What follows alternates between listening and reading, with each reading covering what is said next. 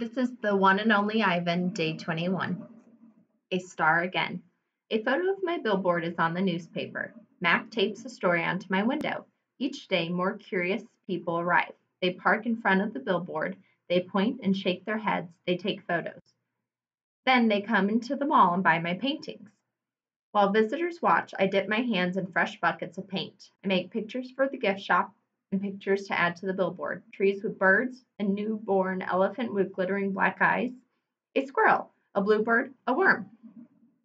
I even paint Bob so he can be on the billboard too.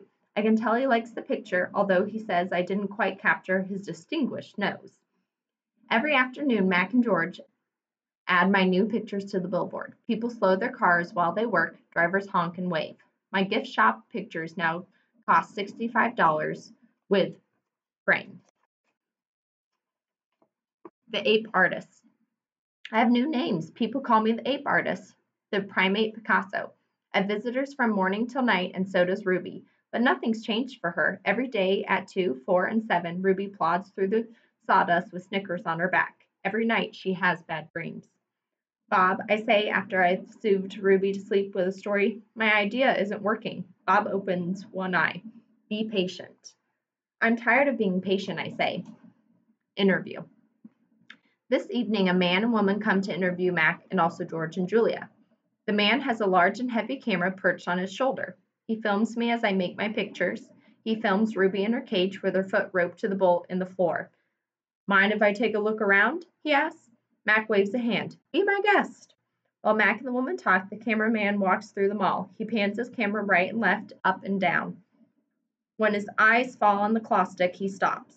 He trains his camera on the gleaming blade. Then he moves on.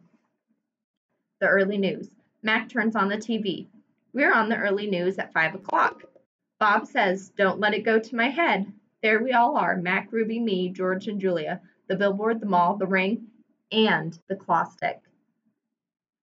Signs on sticks. In the morning, several people gather in the parking lot. They're carrying signs on sticks. The signs have words and pictures on them. One has a drawing of a gorilla cradling a baby elephant. I wish I could read. Protesters. More people with signs come today. They want Ruby to be free. Some of them even want Mac to shut down the mall. In the evening, George and Mac talk about them. Mac says they're protesting the wrong guy. He says they're going to ruin everything. He says, thanks for nothing, George. Mac stomps off. George, holding his mop, watches him leave. He rubs his eyes. He looks worried. Dad, Julia says, looking up from her homework. You know what my favorite sign was? George asks. Which one? The one that said elephants are people too. George gives her a tired look. He goes back to work. He mops. His mop moves across the empty food court like a giant brush, painting a picture no one will ever see. Here's an illustration. Sorry about the sun shining on that. Check marks. A tall man with a clipboard and pencil comes to visit. He says he is here to inspect the property. He doesn't say much more, but he makes many check marks on his paper. He looks at my floor. Check. He examines Ruby's hay. Check. He eyes our water bowls. Check.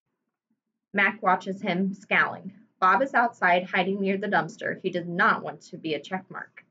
Free Ruby.